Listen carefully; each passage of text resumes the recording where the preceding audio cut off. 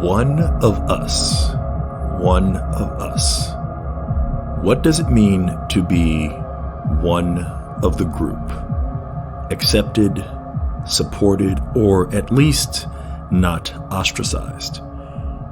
What, conversely, does it mean to be an outsider to that group? Shunned and neglected, or worse, targeted. Before we could successfully answer the question of what it means to be part of or apart from the group, we first would have to determine what group we're talking about. You could be an outsider to a group of outsiders, rejected by a collection of quote-unquote rejects. The term that I use to open this episode, one of us, has specific meaning to horror fans, at least those who are interested in horror film history and have seen the film Freaks. Todd Browning's legendary film was so controversial in 1932 that it effectively ended his career, and it centered on an ostracized group of people, carnival quote-unquote freaks, people with physical deformities who have formed a very tight and very protective community within the traveling sideshow that they perform for. When an outsider, a quote-unquote normal person, marries into that group, she is initially welcomed by them at the wedding ceremony, hence the one of us chant. We accept her, one of us, one of us. Later, however, when the group discovers that the marriage was set up for murderously duplicitous reasons, they take revenge on her in a way that changes the meaning of one of us into something gruesomely literal. And if you've seen it, you can probably understand why people in 1932 found it so shocking. But Freaks was hardly the first horror film to take such an impressively layered approach to our potential fear of being the outsider. Just a year earlier, Fritz Lang's M experimented with how much sympathy can be garnered for a particularly heinous type of human devil. The child murderer portrayed by Peter Lorre, like child murderers often in real life, is an outsider even among other criminals, who find him so deplorable that they come together to capture him, try him, and attempt to execute him.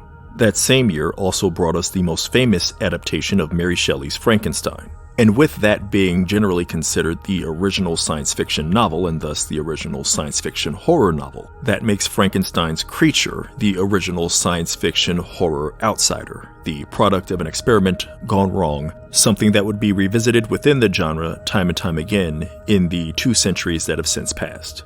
The novel and its adaptation give us 2 different takes on how fear of being the outsider and fear of the outsider can commingle, which is similarly explored in the aforementioned Freaks and Fritz Lang's M. In this episode, I intend to focus on fear of being the outsider, but I can't help but dip a toe into fear of the outsider, considering what often happens in horror and even other genres when an outsider feels they have been pushed too far, or even when an outsider makes a misguided attempt to fit in. In the novel, Frankenstein's monster develops intelligence and becomes resentful and vengeful. In the 1931 film adaptation, he is much more innocent, purely reactive, and unaware of what he's doing, a sort of precursor to Lenny from Of Mice and Men. Both are misunderstood, mentally disabled individuals who kill someone by mistake while trying to engage in an activity that should be gentle. Meanwhile, the character in Mary Shelley's original creation turns into a calculated and deliberate killer. Perhaps the second most famous example of an outsider pushed too far in the horror genre follows somewhat similar paths as these 2 different versions of Frankenstein's creature.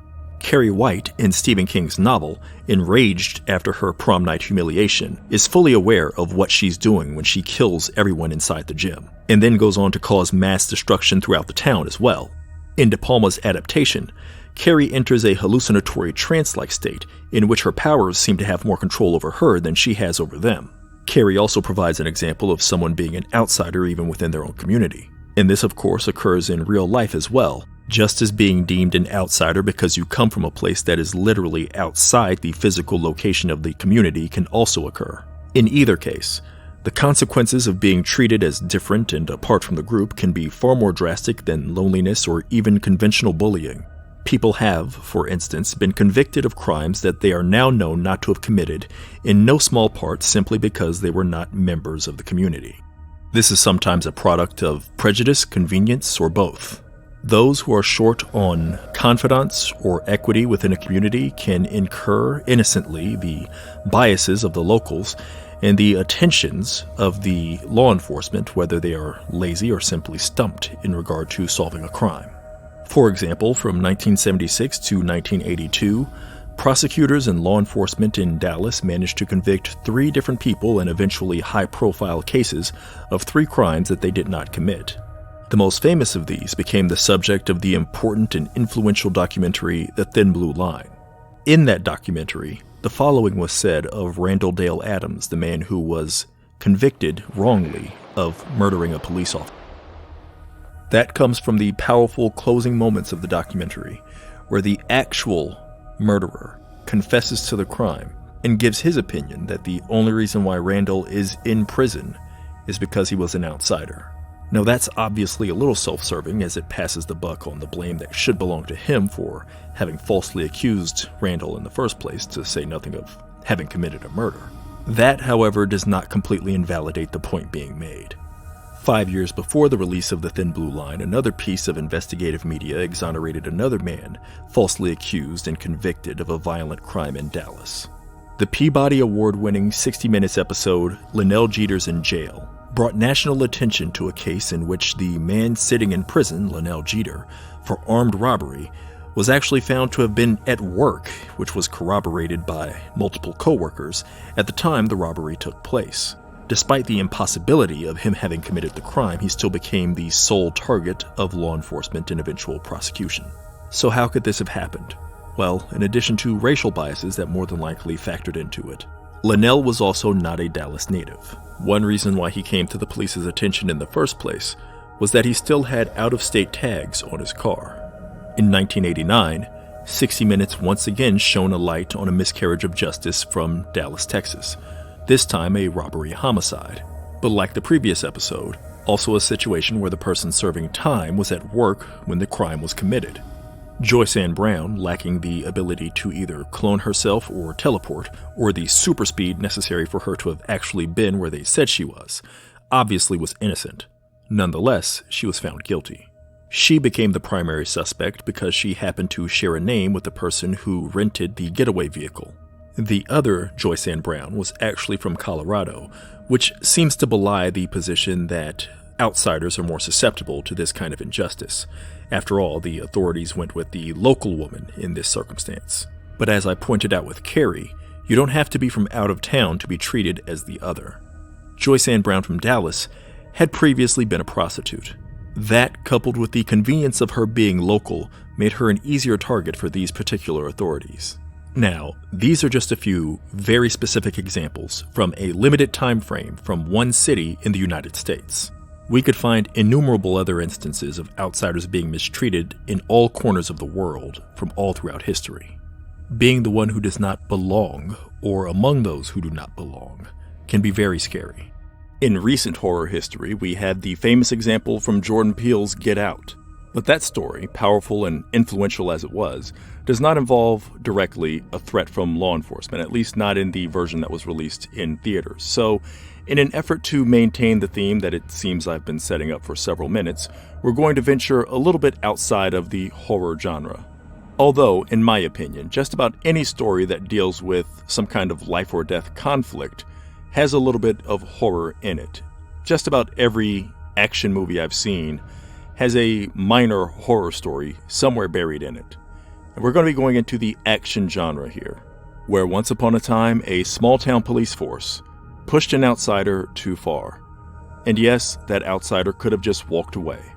But in the novel version, he had experienced this 15 times before and he'd had enough. In the movie version, well, all John Rambo wanted to do was get something to eat.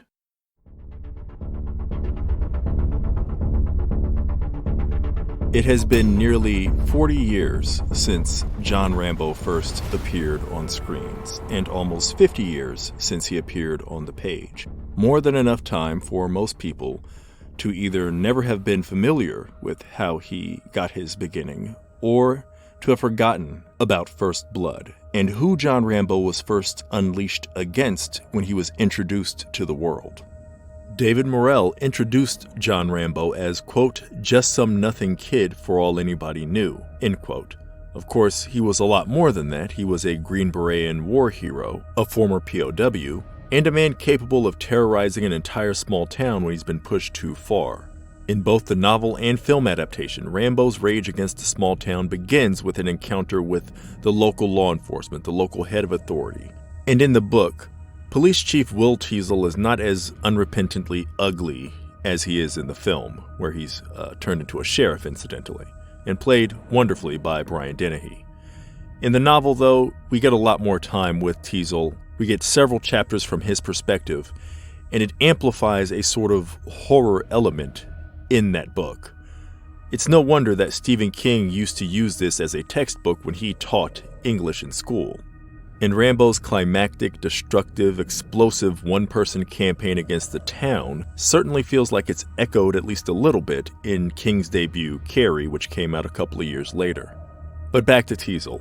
He identifies Rambo as a potential vagabond and a troublemaker, based in no small part on his appearance. Rambo is long-haired, he's bearded, he's bedraggled, he's unkempt, he's passing through town on foot, and Teasle wants him to get out of town as quickly as possible. In the book, things escalate between Teasle and Rambo a little more slowly, as they have multiple confrontations where Teasle tries to get Rambo out of town, and John, having been pushed too far 15 times before when he's encountered this kind of scenario, has had enough, and he decides this time, no, I'm just going to turn around, come right back to town every single time Teasle tries to drop me off and tells me never to come back. Eventually, of course, he gets arrested, charged, jailed, just as it is in the film, same way in the original novel, except it's a little less hostile in the novel. But nonetheless, when they come at him with sharp implements, with scissors and a razor, it brings a flashback to John of his time as a POW and the torture that he endured there. And that's when he snaps, same as it is in the film, as it is in the novel. Except for in the novel, it's a little bit more graphic and brutal. John seizes the razor, slices open one of the deputy's stomachs, disembowels him on the spot, then injures several others rather brutally and efficiently before making his escape completely nude in the novel, as opposed to just wearing the rags that he came in with in the film. And not long after that, we get an extended amount of time with Teasle and his men being led into an ambush unwittingly in the woods, in the forest, and in the hills of Kentucky in the book, as opposed to Washington in the film. And it's from there that the novel almost turns into a kind of dark, grim wish fulfillment from an outsider's perspective. It's kind of like the anti-vigilante, sort of a counterpoint to Death Wish. It's a story about a man who has just decided, just because I look like an outcast, I'm not going to any longer just allow myself to be treated like an outcast. And he, of course, is equipped with the early version of a particular set of skills that, of course, became famous, more famous as a phrase in the movie Taken. But the original person, maybe not quite the original, but one of the originators, or one of the prototypes for that sort of thing as it became more influential in later action movies, is John Rambo. And in the 1972 novel, of course, he is kind of a survivalist menace to all of these completely overmatched, even though they outnumber him greatly, completely overmatched locals, whether it's the local law enforcement, local citizens and civilians who believe that they can help, even when it comes to members of the state police and eventually even the National Guard. None of these people can match up with this special forces trained elite soldier, super soldier, who has taken it upon himself to wage a one-man war against Teasle and, by extension, anybody associated with him at all. You're not necessarily meant to nakedly root for Rambo in the novel. You're supposed to sympathize with him to a certain degree, but also recognize that he plays a little bit of a part in this escalating as well. That changes, of course, to a degree in the film adaptation, where, again, yes, he could have walked away, but again, also, Brian Dennehy's version of Teasle is a lot more belligerent, more openly villainous and hostile toward this outsider, simply for no other reason than the fact that he wants to keep his town the way it is. He likes it boring, quote unquote, as he puts it. And he, believes that this person that's passing through is just going to eventually cause some kind of havoc. And it ends up being a self-fulfilling prophecy, of course. If he lets John just get his burger and move on, John, who's recently grieving on top of everything else he's been through, he has PTSD. He has just tried to, in the film, visit one of his old friends from the military and found out that that person passed away in no small part because of something he was exposed to by the U.S. military. In fact, not in no small part, that's an understatement, directly because of his exposure to Agent Orange while he was out in the field. So John is going through all of this. All he wants to do is pass through town in peace, maybe stop, get himself something to eat. Teasel agitates him, antagonizes him, harasses and arrests him, and sets off an even worse, a much worse version of the calamitous events that he had kind of predicted would be caused if this man stayed in town. He thinks this guy is going to do something, commit some kind of crime unless I get him out of here. Well, his attempt to get him out of there escalates things from crime to really just total warfare taking over his town. And again, for anyone who's ever felt like an outsider, who's ever felt like the people in charge, whether they're literal authority figures such as law enforcement, or whether it's just a clique or crew in the place that you live in, and they're the ones that are telling you, no, you need to stay on the outskirts, you need to be set aside, or worse, we're going to bring you under our thumb, we're going to bring you inside, not into the fold where you're accepted, but in here where we can control you, where we can lock you up, where we can trap you, cage you, even try to cut your hair, change your appearance, taunt you, dehumanize you, all of these things. If you've ever felt like you're the person who's experienced that, then the novel especially, and well, I guess the novel especially from a body count perspective, rather darkly, and the movie more so from a moralistic perspective, both of these can again be sort of have a cathartic element to them. They again are a little bit of grim wish fulfillment. What if I had that ability? What if I could just go after the people who think they know so much better? And of course, nowadays we live in a society where sometimes people act out like this. Act out, God, that's a grotesque understatement, isn't it? Sometimes people commit horrible, heinous acts of violence against masses when maybe they feel like they've been disenfranchised, or just because they have a glut of hatred in their hearts. That's also the case in a lot of these tragic circumstances. John Rambo, of course, is very different. He doesn't pick a fight with ordinary people. In fact, the first civilians that he directly encounters, while he does make it known to them that he can and will attempt to kill them if it comes to that, he gives them the chance to walk away. And when another outsider comes into the story in the novel, Troutman, when he arrives in order to try to fix things, he makes it known to Teasel that Rambo is waging this war against him in particular because he recognized that Teasel is also a war veteran. Teasel served in Korea and has the medals for it, and Rambo identified that earlier in one of their encounters. So Rambo thinks he's fighting against someone, in particular Teasel, who is on his level playing field. He's not shooting at unarmed people. He's not going after somebody he believes he has an easy advantage over. He actually expects Teasel to be somewhat of a match for him. And of course, that also amplifies some of the horror in the novel because Teasel is decades by then removed from his service in Korea, and he's out of practice, and he's been the police chief for this small town. He's not equipped right now to fight this kind of impromptu guerrilla warfare that Rambo is waging on him in a personal fight. And even though he takes it personally because Rambo makes it personal by killing people he directly knows and humiliating him in a fashion, he also is struggling to find the courage throughout and is admittedly scared, self-admittedly scared throughout of what this man is capable of and how far he's willing to go.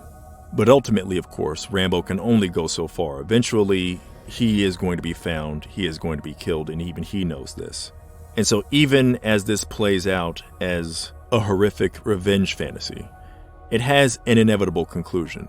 Because Rambo's utter outsider status means he's essentially friendless.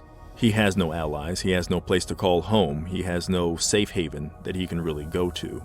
He's always going to be hunted, he's always going to be pursued, especially after all that he's done, first in sort of a reactive defense, even if it's an overreaction, one could argue. Nonetheless, it's a reactive defense to the things done unto him. After that, the consequence of that is that he's never going to find peace. And the odds of him finding that peace even before all this madness started were already very slim. Again, in the film, in the beginning, he's trying to find and catch up with one of his old military friends, and he finds out that that man is dead.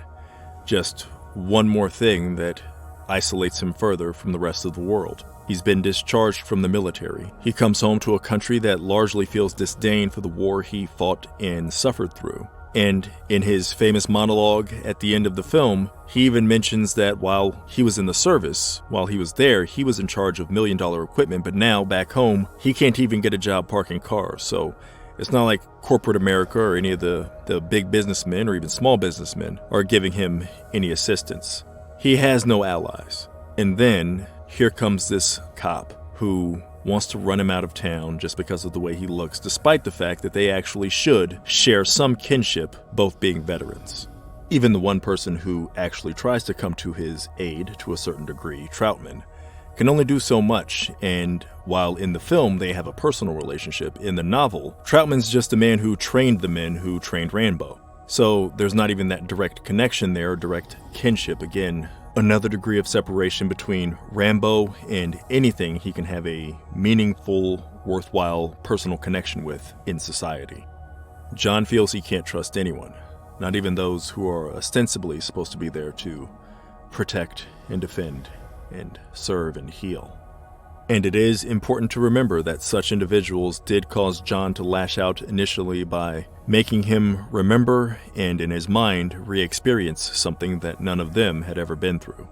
But let's briefly go back to Troutman, because I believe he provides a satisfying segue, at least in my opinion, for a different type of fear that can accompany being the outsider, because again, he is an outsider to this small town, and sometimes being the outsider in one of these circumstances means you are saddled with additional responsibility. You're the only person with that unique perspective, or who is divorced from the built-in prejudices of having grown up in a certain area, or the built-in proclivities and blind spots that can come with being a member of certain groups. And so when that group is in trouble, they may look to an outsider for that help. Even if the outsider does not want it and did not sign up for it, they may still be placed in the role of playing the hero. And while we like to think of our heroes as eternally brave and immune to being afraid, we know that the truth is something different, even in works of fiction.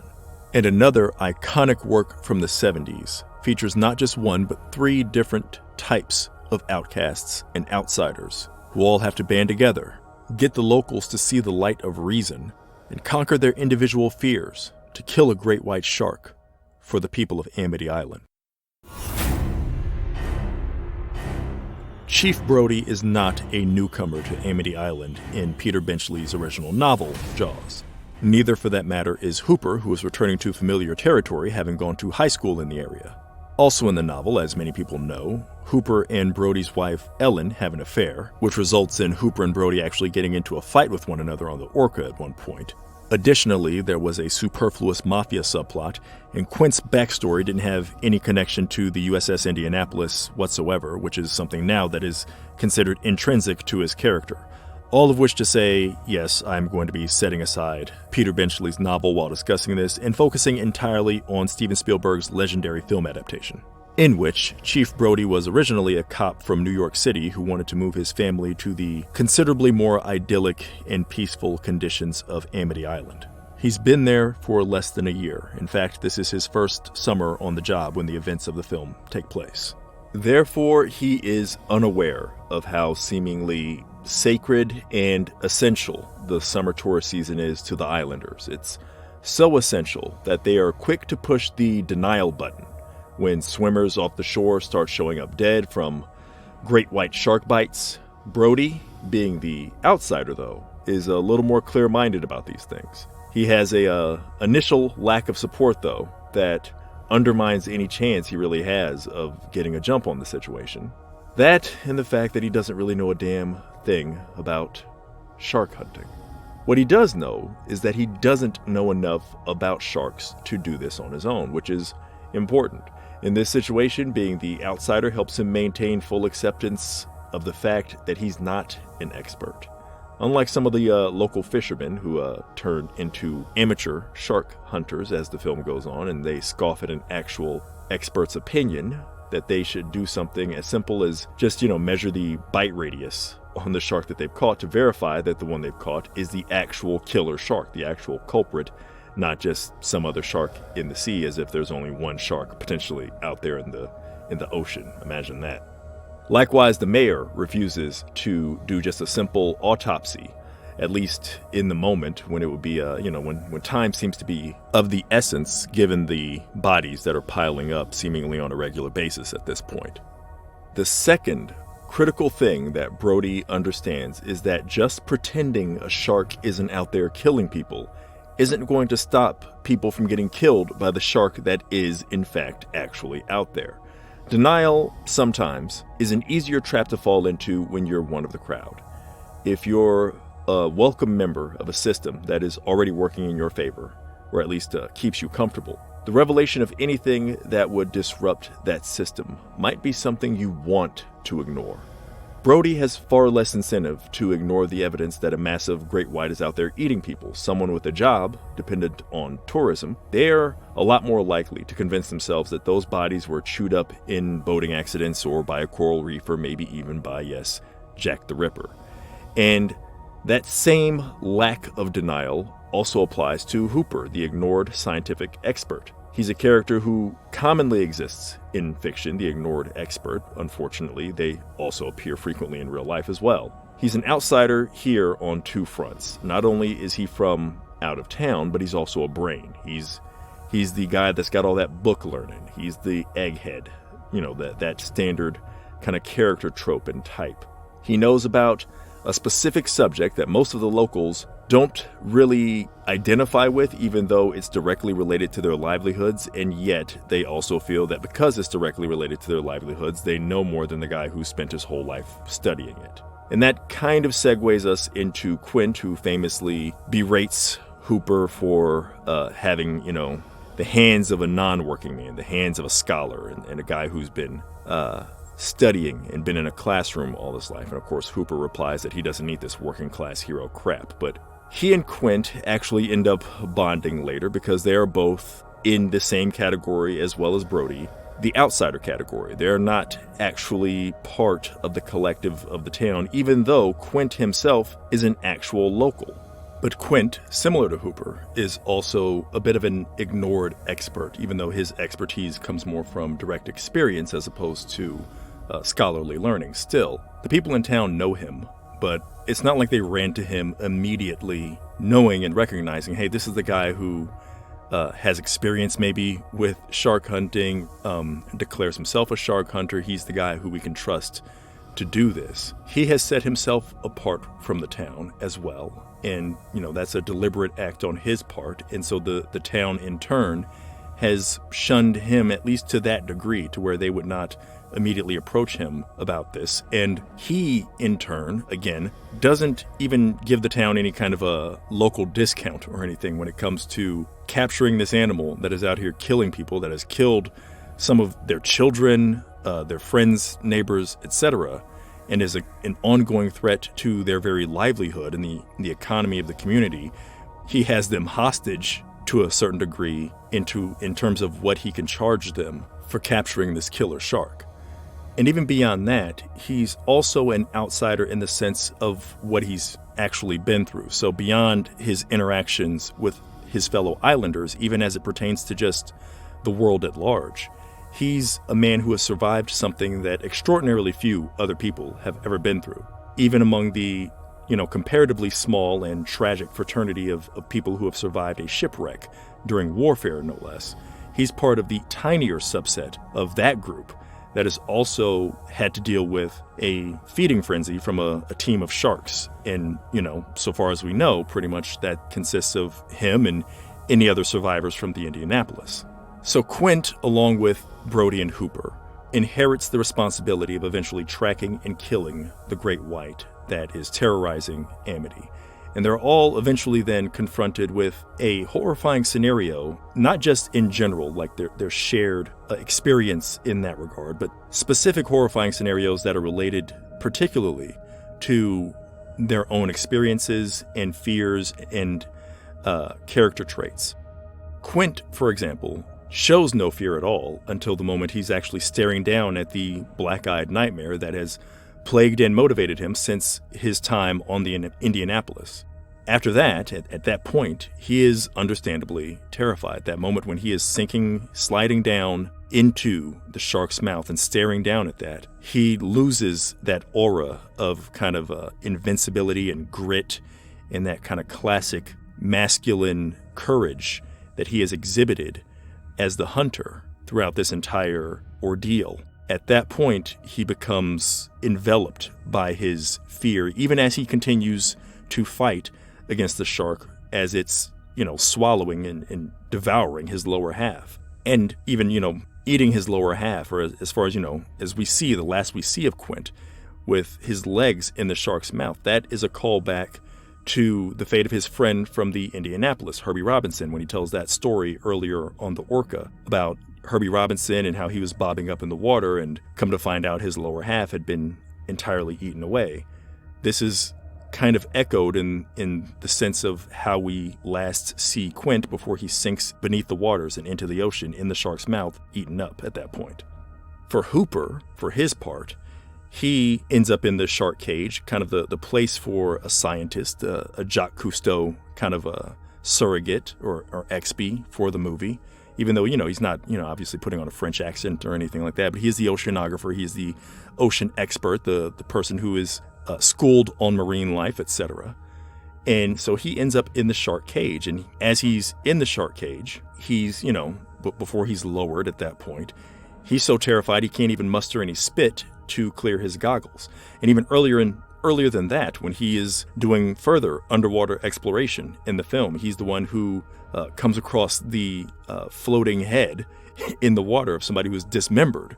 And, again, another victim of the shark attack, but the first big, crazy jump scare of the movie, one of the most famous jump scares of the movie, that's Hooper suffering that while doing something that is in the realm of his expertise. He is partaking in scientific observation when he has his first encounter with death and mortal terror. And then there's Chief Brody, the least experienced member of the Orca, the least qualified member of the crew, and the man who is deathly afraid of the sea. He ends up being the last man left on the sinking ship, faced with the perils of the sea as the ship lowers into the water and he's clinging to the mast. And as far as he knows, and maybe he's not even thinking about this at this point, but as far as he would know, both Hooper and Quint are dead. Both of the men that are more qualified, more comfortable with the water, they're already dead. So, what chance does he have? And he's left desperately trying to avoid, at this point, being killed by what is in the thing that he is deathly afraid of. Each man has, again, that individual characteristic or individual fear, and these are all things that separate them from the group, just like for every one of us, our own individual fears and characteristics can make us feel isolated from a group or even a subgroup that we would otherwise be a part of or maybe desire to be a part of. And then there's something else for each one of them that sets them apart, the characteristic that one way or another eventually compels them to be part of this crew that is going to help and rescue a community that surely is not grateful enough for what they're doing for them. For Brody, it could be, and it seems to be, his commitment to legitimately uphold the tenets of protect and serve. This is what he feels he is there for, and his goal within Amity, regardless of all the things that stymie his efforts prior to eventually him ending up on the Orca. And for Hooper, it is his, desire to know and his commitment to the scientific approach and his realization that at least to him, his realization that he's the one learned expert available to this group of people that can help them out in this circumstance. And then, of course, there's Quint, who is motivated essentially by, personal desires for revenge, to get back at this thing that is a relative to that which terrorized him when his ship sank in the Pacific all those years ago. This is sometimes the product of being an outsider. You end up like this trio of men in Jaws, or like Kurosawa's Seven Samurai, or like Ben in Night of the Living Dead, who's just a man passing through the area when all hell breaks loose. Or like Ripley in Aliens, who is essentially a woman displaced in time in the second film, and who is an outsider to the Marines that she is accompanying on this mission, and who also, due to her previous experience, is distrustful of the android who joins the mission, and is also, because of her previous experience, the only person who really respects what the alien is capable of before everyone else has their first encounter with the hive of aliens. These are just a few famous fictional examples, and there are plenty others that we could find. And that can be one of the frightening things about being an outsider, is feeling like you're the only person who can help in any given dire situation, and also recognizing that you're probably not going to reap any benefits from providing that help. You might not even get a thank you, and you might end up even being scapegoated as somehow being the source of the threat or connected to it in some manner, just because you're the only person who recognized how to handle it best. Many of us know what it's like to be an outsider, at least at some point in our lives, in one way or another. And we have lived with that fear and concern that the best to come of being an outsider is to be ignored, as opposed to the worst thing to come of it, which is to be targeted. There's also the fear of what an outsider can turn you into, how it can make you feel. It can make some of us perhaps want to cheer for the titular freaks at the end of Todd Browning's film, even though we know what they're doing is heinous and incomprehensibly harsh in their quest for vengeance. Or it can make you wish that those who've persecuted and prosecuted the ostracized would someday feel what it's like to be on the other side of that, whether they were targeting marginalized and terrorized groups of people, entire ethnicities or races, or just specific individuals such as Joyce Ann Brown, Randall Adams, Linnell Jeter. Or it might make some of us just wish on occasion that certain fictional outsiders turned heroes, somebody even as simple as, Rudolph the Red-Nosed Reindeer, would tell those who made them a pariah, but now seek help, to just go figure it out on their own. Thank you for listening to episode 5 of the Healthy Fears podcast. I'll continue talking about outsiders from a different perspective in the next episode. In the meantime, if you like what you heard, listen to some past episodes and like and subscribe. Feel free to tell a friend too. You can also visit johnnycompton.com for a full list of my publication credits and any thoughts that I'd care to share about movies I've recently watched, books I'm reading, stories that I'd recommend, or just about anything else that crosses my mind. Until then, one way or another, try to keep your spirits up if you're feeling like an outsider. It's even okay to feel afraid, especially if you can somehow put that fear to good use.